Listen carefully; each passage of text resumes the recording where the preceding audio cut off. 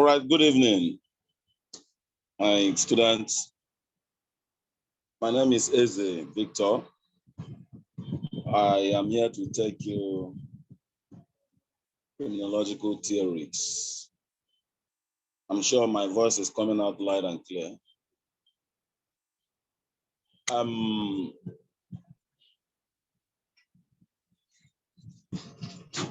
The essence of criminological theories came as a result of numerous criminal activities that bedeviled the society over time. And it is very pertinent for us to understand that we cannot discuss criminological theories without first understanding or appreciating the concept of the CJX. CJX, in this case, simply represents the concept of criminal justice system, which of course is saddled with the responsibility of detecting crime, punishing offenders, of course, through the legal or judicial process, and eventually to the prisons. Of course, there are three key institutions within the criminal justice system. The police, of course, provide the entry into the criminal justice system. Then you have the legal process, which is the judiciary. And finally, the prisons, which of course is responsible for offenders. Now, before the advent of criminology, before the discovery of science, before the emergence of sociology as a scientific discipline, there were what somehow resembled criminal justice system.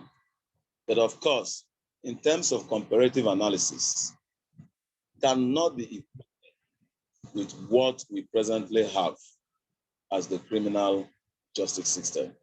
By the way, let me refresh our minds again that the essence of criminal justice system is to investigate crime and subsequently punish offenders. Now, the nature of criminal justice system that was in existence before the emergence of science, which revolve around the earliest theories. Of course, there are lots of theories in criminology, but these theories emerges as a result of, or as the society evolved from one stage to the other. And as crime continued to grow from one state to the other state, philosophers at all of these points have come up to explain or proffer or give us the reason behind what was responsible for the growth of crime within each of these societies. So at this point, the first theory that emerged to explain why do people commit crime, what is called the demonology theory. This theory came as a result of man's inability to develop what is called critical reasoning. And by such, the general submission or conclusion is that those who engage in crime are having some psychological defects. Those who engage in crime are people who are having or who have been bedeviled by some demons. Those who engage in crime are people who have been influenced by certain spirits that are beyond their control. And as I said, this theory developed within the earliest part of 17th and 18th century. Within this period, there was no critical reasoning. Within this period, there was no science. Man could only advocate based on his own perceptions. So these were the perceptions of man within this period, that criminals are having some psychological defects, that criminals are possessed, that criminals are possessed by spirits that are beyond their control. So on this premise, the nature of punishment was brutal. The nature of punishment was anti-human. The nature of punishment was not scientific at all. Hence, punishment was arbitrary. Punishment was brutal. And it took different forms that were anti-human, one of which include offenders, even without being convinced beyond every reasonable doubt. It could be just a suspect. But since there were no scientific reasoning, people who sit in authorities, who sit in positions, people, for example, like the kings, the queens, the nobles within the feudal societies at that time, were the privileged class. These are the people who decide what nature of punishment should be given to offenders. Please, lest we forget, what constitutes crime or the definition of crime was not clearly certain. Hence, even the nature of punishment that should be given or meted to offenders was also not clearly defined. So in this case, an offender, can face any kind of punishment, either coming from the queen, either coming from the king, either coming from those who are privileged members of what? The societies. And that is why we said punishment at this time was arbitrary. Mr. A could commit a particular crime, and the nature of punishment given to him may be different when Mr. B commits the same crime. So it was what? An arbitrary word, punishment. Points to note here are offenders. The punishment took different kind of forms, and this include warning offenders. Imagine a condition where a suspect that has not been proven guilty can be born. Imagine throwing them elephants to be trampled upon. Imagine dismembering of the bodies of offenders. Imagine tying them to a running horse. These are the different kind of inhuman punishment that was meted to offenders.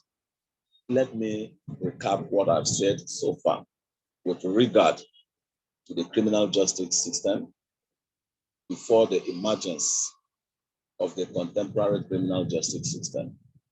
I started by telling us that the criminal justice system as we have today cannot be complete without tracing it back to the period of 17th and 18th centuries, where, of course, gave a mark or marked the development of criminological theories.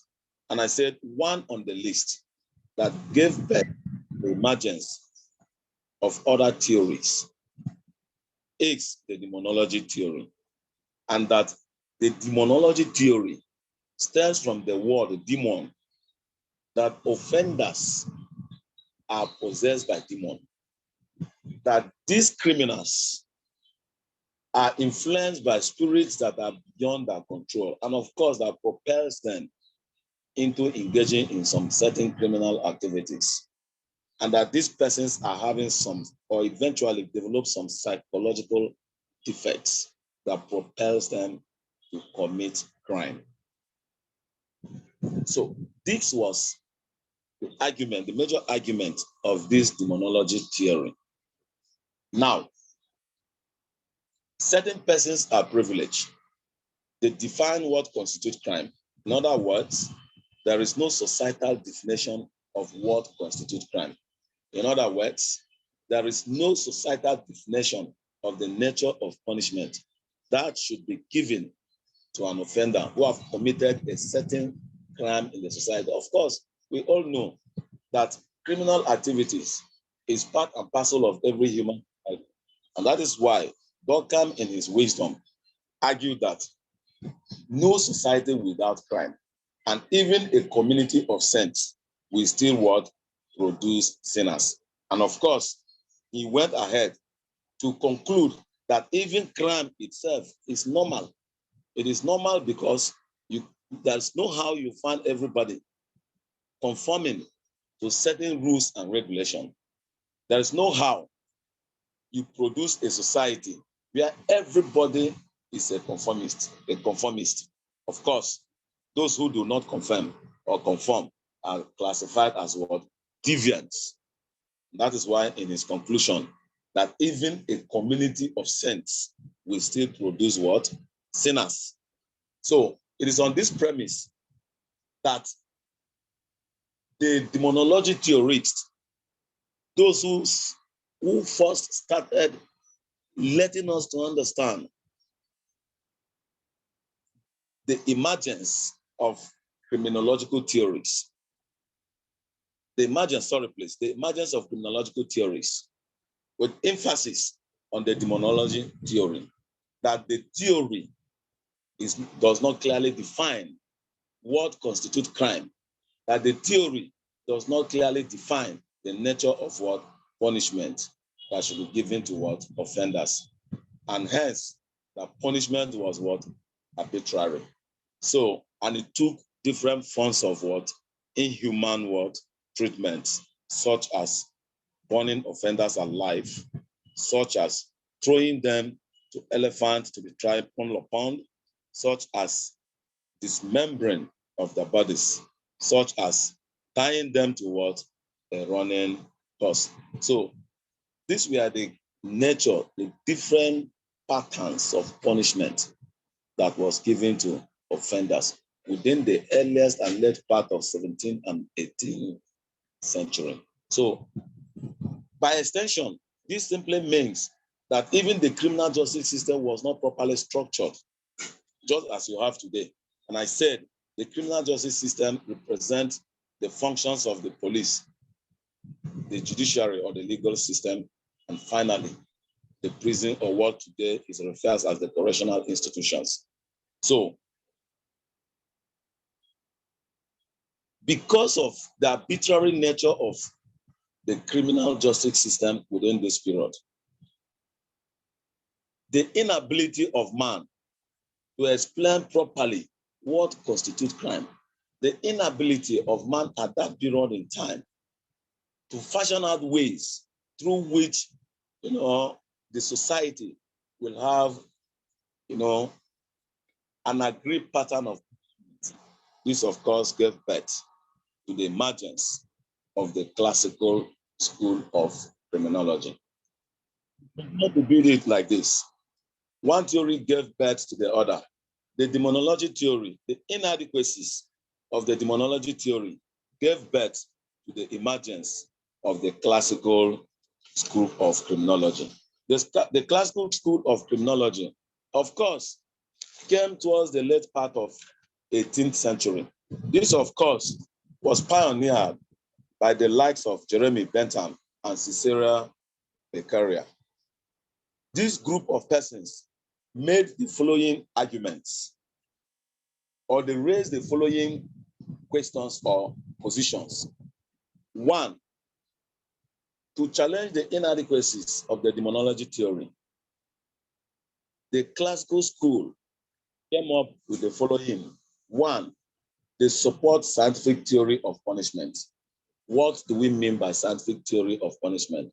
It simply means that an offender must be proven guilty, that yes, this person have actually committed the offense in question. And where that is not the case, this person or the offender is assumed innocent and therefore should be free from such accusation. Now, part of the scientific punishment here entails that, part of the scientific theory of punishment here entails that, or come against the arbitrary punishment that was meted on offenders within the demonology theory, where punishment was arbitrary. Here, Jeremy Bentham and Cesare Beccaria emphasize on the need for scientific punishment. Where Mr. A, for example, have committed a crime of rape and is supposed to go to prison for 1 year or thereabout, it is also expected that when Mr. B commits the same crime, Mr. B should also be sentenced to 1 year or thereabout. Unlike the demonology theory, where punishment was arbitrary. 2, they conceive the state as the overseer of punishment. Unlike the demonology theory, where men of privileges, such as the kings, such as the queens, are at the liberty to prosecute cases. Here, the classical school of criminology are against such arrangement. Therefore, they saw the need for the state to come up and prosecute cases. They saw the need for the legal institution. They saw the need for the police. They saw the need for the emergence of the institutions of corrections, such as the prison, to take charge in this case. So they conceive the state as the overseer. 3, they contend that people rationally choose to commit crime. In other words, people choose to commit crime after weighing the consequences of their action. This, of course, holds again on the hedonistic doctrine that everybody knows what is good and what is right. That people tend to commit crime after weighing the consequences of their actions. That crime is a product of pleasure seeking.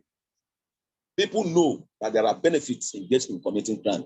Hence, they engage in criminal activities. Unlike the demonology theory, who is telling us that criminal activities is a product of people being possessed by demons, that criminal activities is as a result of psychological defect, that criminal activities is as a result of people being influenced by spirits beyond their control.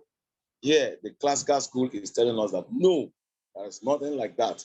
That we human beings are rational beings. We know what is good and we know what is wrong. Hence, we choose to do what is right or what is wrong. And when we do what is wrong, it is the responsibility of the state to hold us accountable for doing what is wrong. 4, they hold punishment as a balancing act. 4, they hold punishment as a balancing act. In other words, that punishment must not overweigh the act. There should be a balance between the crime committed. For example, somebody who engaged in pilfering should not be sentenced to life imprisonment. For example, somebody who have engaged in the act of housebreaking and theft should not be sentenced to life imprisonment. So to them, to the classical scholars, let there be a balancing force. There should be a way we strike a balance. And of course, I think that is the reason. If you go to court, the contemporary court, modern courts today, you will see this symbol, they call it statue of balance, that, in the court, you see something, that simply means that punishment should not overweigh the act that has been committed by a criminal or by an offender. There must be what? A balance somehow. And of course, by the time we are done with this story, this is one of the criticism. The positivist school of scholars also argue, how do you strike this balance? How do you strike this balance when somebody have committed a crime? How do you weigh it? What is there any measurement scale that you can actually put in place to ascertain that yes, somebody who have engaged in rape, this is the actual punishment that should be given to this person to strike a balance? But that is not what we are discussing now. What we are discussing is the major argument of the classical school of criminology as presented or postulated by Cicero Beccaria and Jeremy Bentham as the major scholar within the classical school of criminology.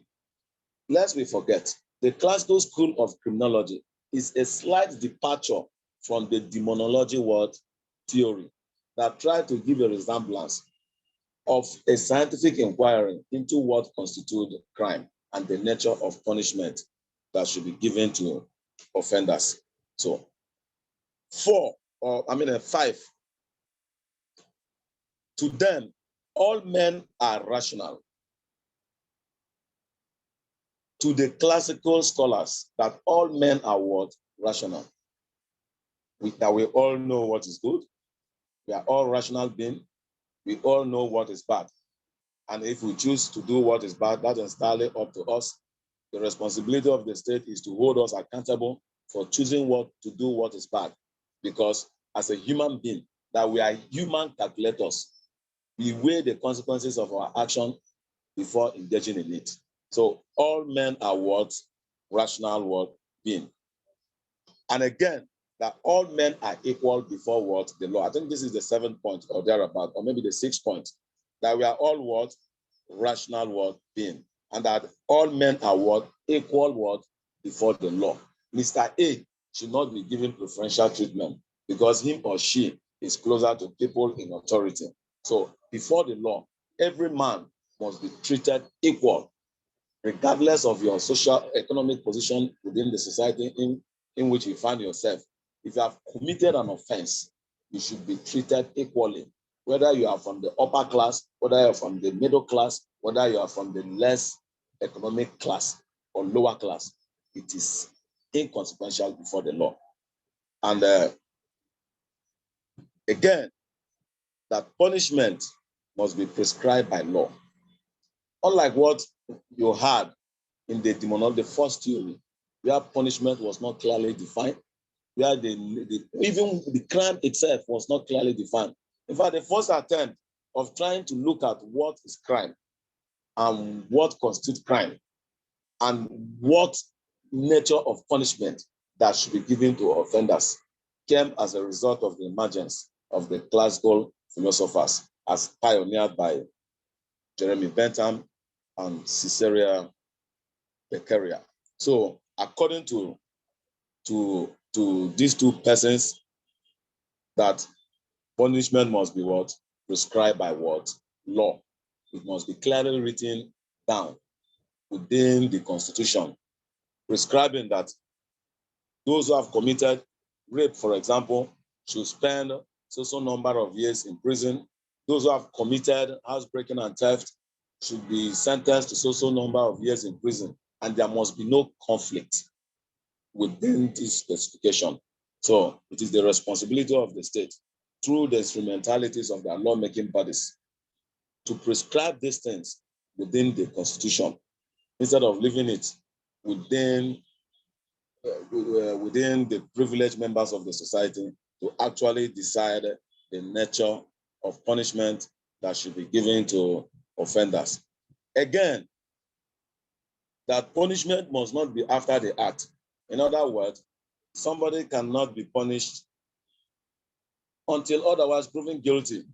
Like what people do today, they do what is called media trial, and people begin to suggest what should be given to the person. No, there must be what? Fair hearing.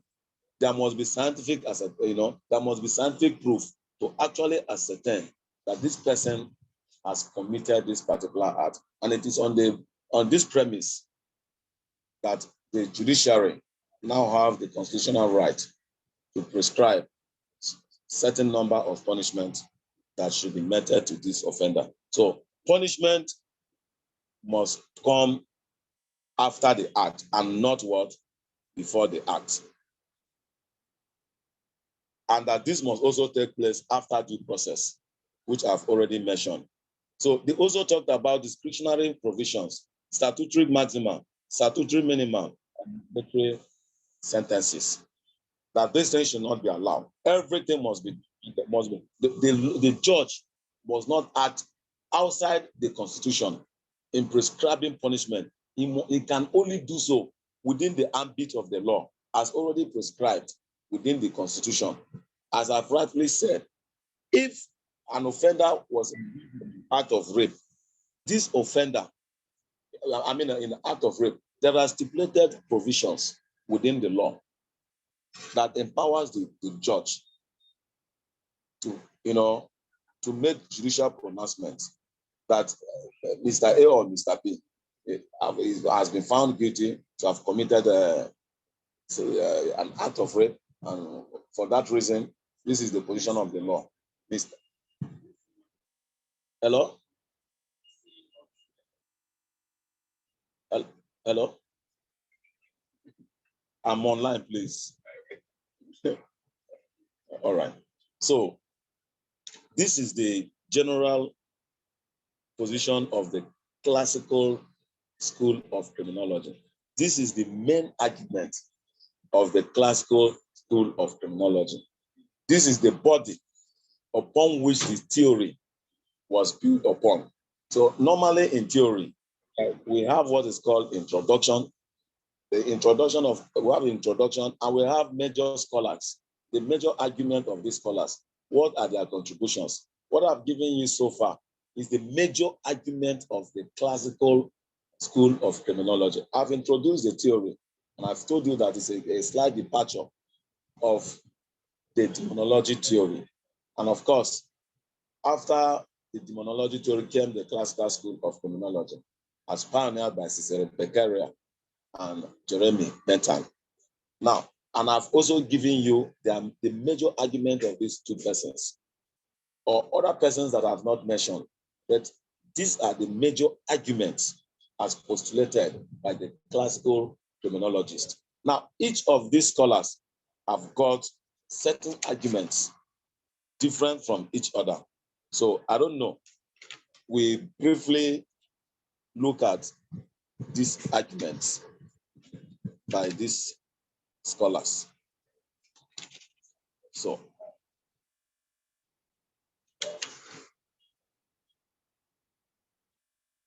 now, hold on.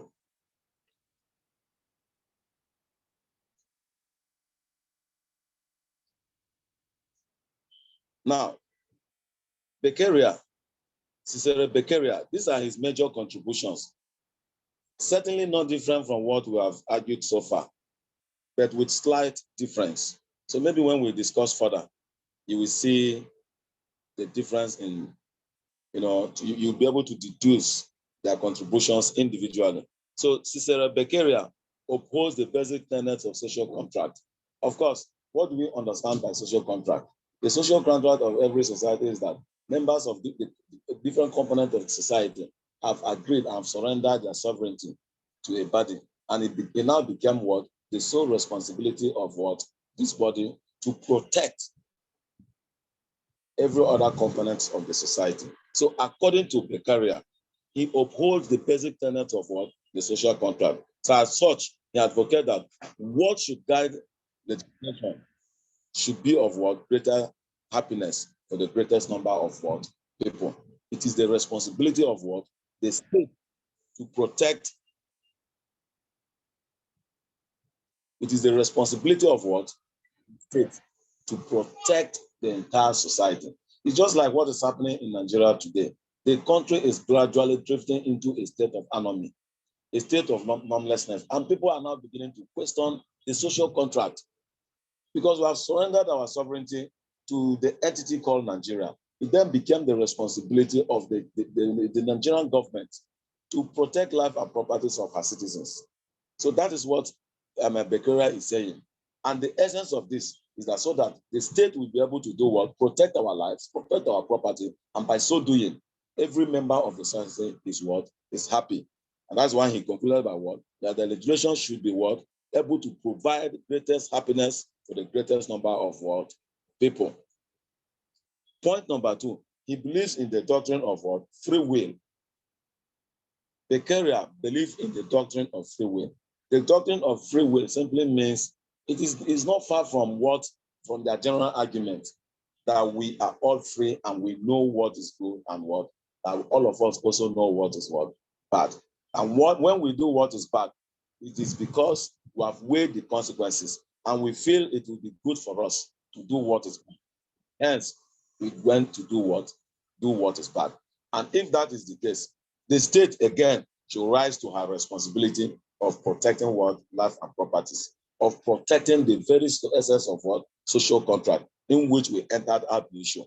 So he believes in what? The doctrine of what? Free will. And also that all men are rational and they know what is good and we also know what is bad. Point number 3, he suggests that only the legislators should have the responsibility of what? Making laws for the generality of what? The people. Because according to him, the legislators are members of what? The society. And that these members of the society are voted, are selected from each of the component units. For example, in Nigeria, we have our lawmakers. These lawmakers come from different constituencies. So the legislators should have the responsibility of making laws, not the executive, not the judiciary. But we also know that the judiciary oftentimes make judicial pronouncements that eventually becomes law. But what is saying that the lawmaking should be the sole responsibility of what? The legislators. So that is his suggestion, that the lawmaking should be left in the hand of what? The judiciary. The legislators.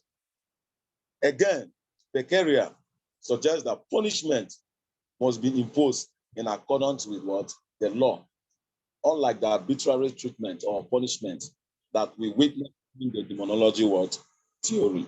So to Beccaria, punishment must be imposed in accordance with what? The law. Any punishment which is not ordained by law is barbaric, it is inhuman, and conclusively, it is illegal and should not be allowed to stand because it is anti-human and it is also what? Barbaric, and it is also what? Illegal. Let me take this argument again by Caesarea Beccaria. The major argument of the classical school of criminology is not in doubt. I've given us an introductory background. I've also postulated their major arguments or presented their major arguments. So I've also gone a little bit further to look at the individual arguments of these two scholars. Caesarea Beccaria, to look at his major arguments. I said 1, Caesarea Beccaria opposes the basic tenets of social contract, that it is the responsibility of the state to provide security of life and what? Properties. It is the responsibility of the state to uphold the tenet of social contract. And that social contract simply means that every component members of the society have surrendered their sovereignty to the existence of the federation. And it is the responsibility of that federation to do what? To protect each and every members of what? The society. To a very large extent, to provide greatest number of what? Happiness to the greatest number of what? The people. 2, he believed in the doctrine of free will. That the doctrine of free will, of course, is part of the pleasure-seeking principle. That we all know what is good and we all know what is bad. Consequently, man chooses to do what is good or what is bad because they have weighed the options. So the idea that man is being possessed by demon, or that man is being possessed by spirit, or man is being influenced by some psychological defect that is beyond his control does not hold water here. So we know what is good, we know what is bad, and we choose to do either good or we choose to do either bad. And when we do bad, the responsibility of the state is to hold us accountable for doing what is bad. 3, he suggests that it is the responsibility of what? The state, the legislators, to make law, not that of the judiciary, nor the executive arm of what? The government. 4, that punishment must be imposed only in accordance with what? Laid down rules and what? Regulation. The judge is not at liberty to pronounce a punishment that is not within the context of the law. That will be what? Inhuman. That will be barbaric. That will also be what? Illegal. 4, the punishment, or 5 rather, the punishment should be rooted on what? Pleasure or pain principle.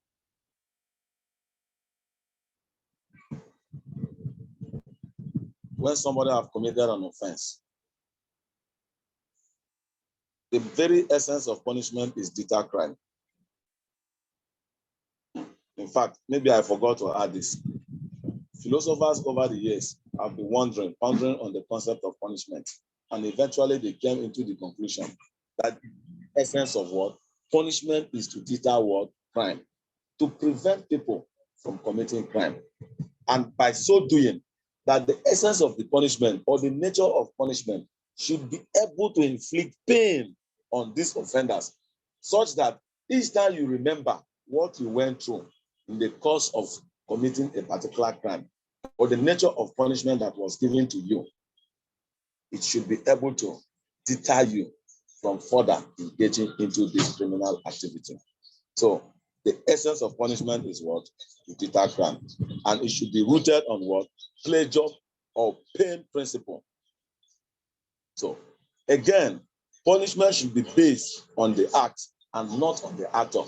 There are people who are known to be a recidivist. The concept of recidivism simply means somebody who constantly engage in acts of criminal activities. And because this person is a known criminal within the society, the judge is not on the obligation to pronounce punishment because you have known this particular person as a recidivist, beyond the act upon which the person is being charged before the court. If a criminal or a rapist was found in the act of raping, the position of the law is very clear: 6 years or more imprisonment. The judge cannot go beyond this on the account that this person or this particular criminal has appeared in his court a number of times on the account of being accused of raping or rape. So the judge is to act within the law. And the law stipulates, for example, that the punishment of rape, 6 years. The judge cannot go beyond this. So what Beccaria is saying here is this: that punishment must be what? On the act and not on the offender. The offender could be your enemy, even when he's not even a recidivist. Then you now being the judge, you want to use this opportunity, to pronounce a punishment that is not within the law. No, Beccaria is saying no, that it is illegal. The criminal should only be punished based on the act and not on the actor. So finally, on the argument of Cicero Beccaria, he uploaded the principle of what? Equality before the law, that all men should be treated equal before the law, regardless of what? Your socio-economic position, regardless whether you're a member of the upper class, regardless whether you're a member of the lower class, regardless whether you're a member of the middle class. Regardless. So every man is equal what? Before the law. If a Dangote, for example, was caught in the act of rape, if the position of the law says he should spend 5 years imprisonment, the law should not look at his socio-economic position. When a poor man was also engaged in the same act, the law says 6 years imprisonment. Nobody should be given preferential treatment because of your socio-economic position, because of your maybe religious position, but because of your ethnic affiliation or religious affiliation. All men must be treated equal before the law. And to conclude the major argument of Cicero Beccaria, he concluded by saying that it is even better to prevent crime than even investigating crime, because it solves a whole lot of resources to prevent crime than punishing offenders. If you look at the whole legal process, the rigors of the legal process in trying to investigate, in trying to actually ascertain whether Mr. A is guilty or not. And finally, when Mr. A is guilty, he is taken to imprisonment. The resources and everything, is so enormous that he concluded that to him, the society or the state should put more time in preventing crime than even investigating what? Crime. So this is the major argument of Cicero Beccaria. So let us also, next time when we meet, we look at the argument of Bentham, and of course, the shortfalls, the criticisms of the classical school of criminology. Don't know if there are further issues. Okay, good evening, house. I hope you can, I'll give you the right to unmute yourself now so that we can interact for a few minutes before the next class. So you can unmute yourself and say one or two things, but not questions. Because definitely I've said earlier in the last class that because of our time of 50 minutes, it will not be enough for lecturing and Q&A. So we are going to have a full time during our exam. Immediately we start the exam, we are going into question and answer straight all through the exam time. So listen, what you are to do now is to listen and write down any question you may have, so that when it is time for questions, we can act full, because we cannot afford to use 2 hours now for one course. Because of the time that we are having, we don't have enough time. So if you want to say something now, as we are about to go in for our physiological theories, let's use the next 10 minutes to interact and to say one or two things while we continue, before we continue our last class for this night. Then I believe we are enjoying the whole class. So let's call our friends and other members of the class to start coming in for the general class. So I leave the floor now for one or two things before the next person come on board. Thank you so much.